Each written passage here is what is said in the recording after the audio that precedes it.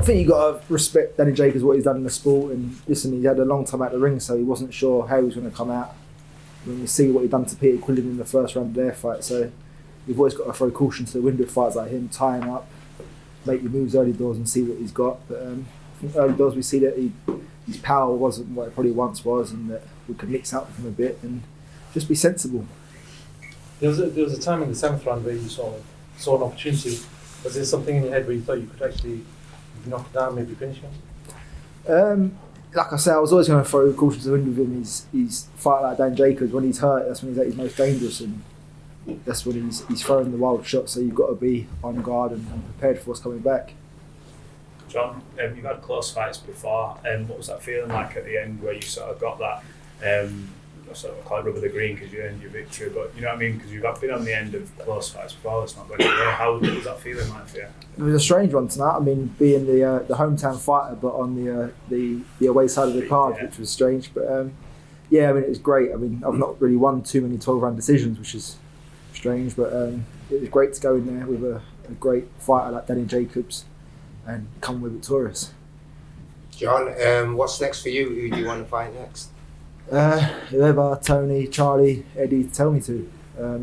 Listen, we all want Canelo, but Canelo does what Canelo wants to do, and who knows who he's fighting next, whether it will be cruiserweight, light heavyweight or middleweight. So I'm not going to go around with it for him too much, just going to see what options come up and see what works best for us. Tony, was that the sort of game plan going into the fight where you, like you said, threw caution to the wind initially, first few rounds, and then sort of figured out what Danny Jacobs was about, and then became a bit more aggressive as the fight went on? It's like John was saying, we know Danny Jacobs is a big puncher. Not just a big puncher, but he's a world-class fighter. When you look at his resume, his losses are like to Canelo and Golovkin, and a lot of people thought he beat Golovkin, so, you've got to be smart in there. I thought John worked him up really well up close inside when Jacobs was trying to hold him. I thought he worked well with his short uppercuts inside and started opening him up.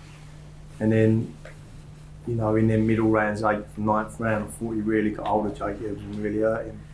And tactically as well, because you've got to realise how smart Jacobs is once he's in there. And I thought John's skill just matched Jacobs all the way through the fight, and you don't normally see that in a Jacobs fight. He normally outskills you, and that just shows you what a good fighter John is. You talked in the lead up to this fight about if you lost it might be the end. Now that you've won, do you have any kind of idea of how many more fights you might have left in your career? Yeah, I'm going to keep going till the wheels fall off now. As long as I'm winning and doing well, not getting hurt. Listen, I put a lot of pressure on myself for that fight tonight, and maybe it wasn't justified, but I felt like I needed a big performance, and I needed to really get the bit between my teeth and put out a performance. And there was no leaving it, not leaving it all in the ring tonight. And listen, it was a close fight. I don't know if it was that close. I have to watch it back, but I think I did what I set out to do. I didn't think I'd get Danny Jacobs out there at any point, and I was always satisfied with a 12-round victory. Listen, if a knockout come, it would have been lovely, but Danny's a great fighter, and listen, it's easy to go in there and say you've got to not respect him, but what he's achieved in the ring and more so out of the ring, he's a hell of a fighter and a great champion. John, how do you compare him to the other guys you've been in with, Billy Joe Saunders, Cam Smith, etc.?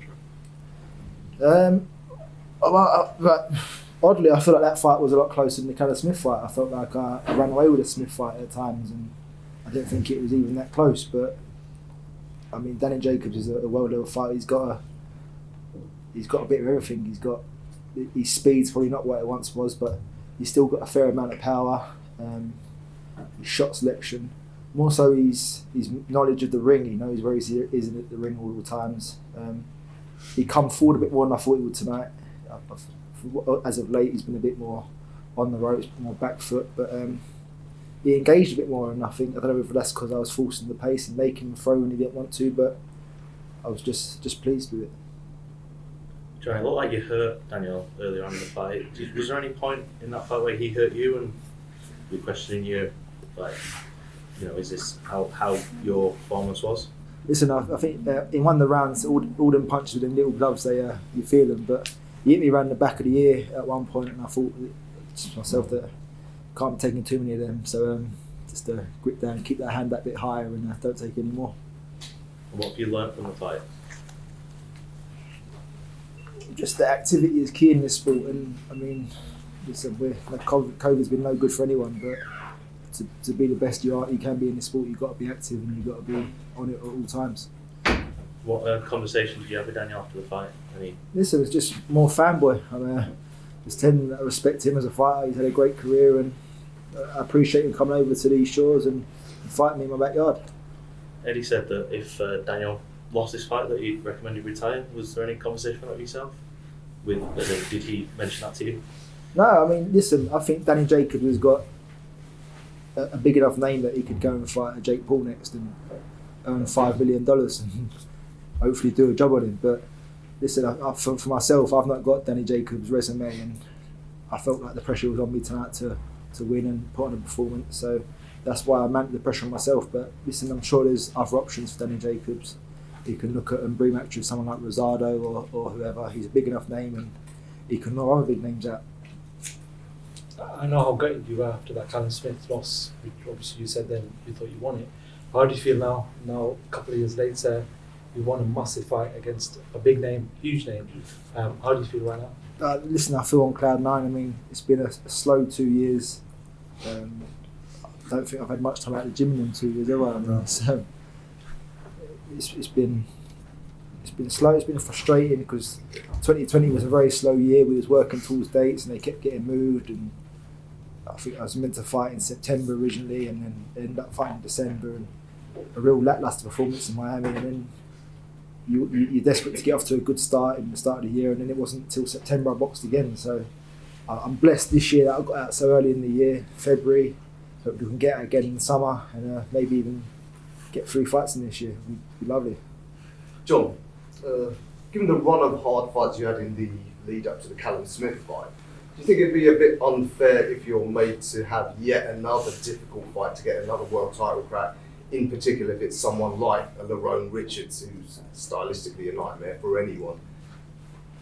Listen, that wasn't eliminated tonight. I'm sure there might be a final eliminator. Listen, my focus is on the WBA title. I'm not interested in fighting IBO titles. I want to fight for a proper world title against a proper champion. Any more guys? No, good. Congratulations. Thank you. Gents, you just made your way down. Yeah.